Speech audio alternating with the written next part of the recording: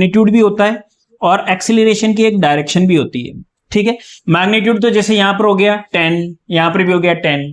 बात आती है डायरेक्शन की। डायरेक्शन क्या होगी, तो ध्यान से देखें कि जो डायरेक्शन चेंज इन वेलोसिटी की होती है वही डायरेक्शन एक्सीलरेशन की होती है। कई बार बच्चा इसमें कंफ्यूज होता है कि वो बोलता है कि जो डायरेक्शन वेलोसिटी की वही एक्सीलरेशन की, that is not correct answer. जो डायरेक्शन वेलोसिटी की है वो एक्सीलरेशन नहीं है, जो चेंज इन वेलोसिटी की डायरेक्शन है वो एक्सीलरेशन की डायरेक्शन है। यानी कि एक्सीलरेशन की डायरेक्शन क्या है, जो चेंज इन वेलोसिटी की डायरेक्शन है, या उल्टा कर दो, जो चेंज इन वेलोसिटी की डायरेक्शन है वही एक्सीलरेशन की डायरेक्शन है। यानी कि एक्सीलरेशन की डायरेक्शन आपको क्या बताती है, चेंज इन वेलोसिटी की डायरेक्शन बताती है। इस चीज को अच्छी तरीके से समझे कि एक्सीलरेशन की डायरेक्शन क्या होगी, जो चेंज इन वेलोसिटी की डायरेक्शन होगी। यानी कि एक्सीलरेशन की डायरेक्शन हमें क्या बताती है, चेंज इन वेलोसिटी की डायरेक्शन बताती है। इसको अपन थोड़ा सा डिटेल में देखते हैं।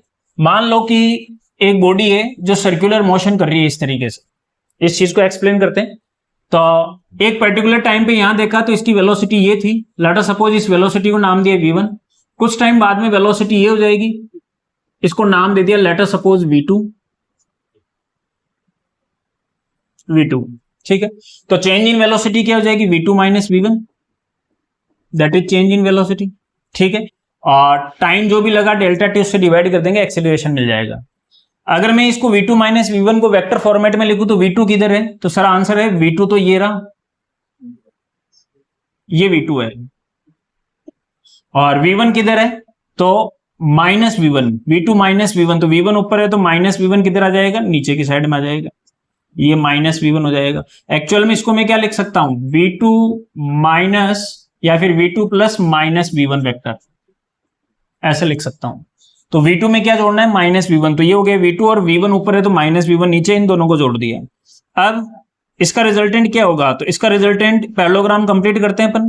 तो जितना हमारे पास इधर है उतना ही मैंने यहां बना लिया ऐसे, और जितना हमारे पास ये है उतना ही मैंने यहां बना लिया ऐसे। तो जितना इधर था उतना इधर, और ये पैरेललोग्राम कंप्लीट हो गया, और ये डायगोनल हो गया, ये एक्सीलरेशन की डायरेक्शन है, ये है टोटल, ये रिजल्टेंट है। तो रिजल्टेंट क्या हो जाएगा, ये हो जाएगा v2 माइनस v1 यानी कि डेल्टा v। तो ये डायरेक्शन किसकी हो गई, that is v2 minus v1 की, यानी कि डेल्टा v की। और डेल्टा v की डायरेक्शन क्या होती है, जो एक्सीलरेशन की डायरेक्शन होती है। कैसे, तो ये अगर सर्कुलर मोशन करता है तो ये देखो डेल्टा v की डायरेक्शन किधर आई, सेंटर की तरफ आई, और सेंटर की तरफ डायरेक्शन किसकी होती है, सेंट्रीपिटल एक्सीलरेशन की होती है। यानी कहने का मतलब क्या हुआ कि ये जो डायरेक्शन हमारे पास है, ये v2 था,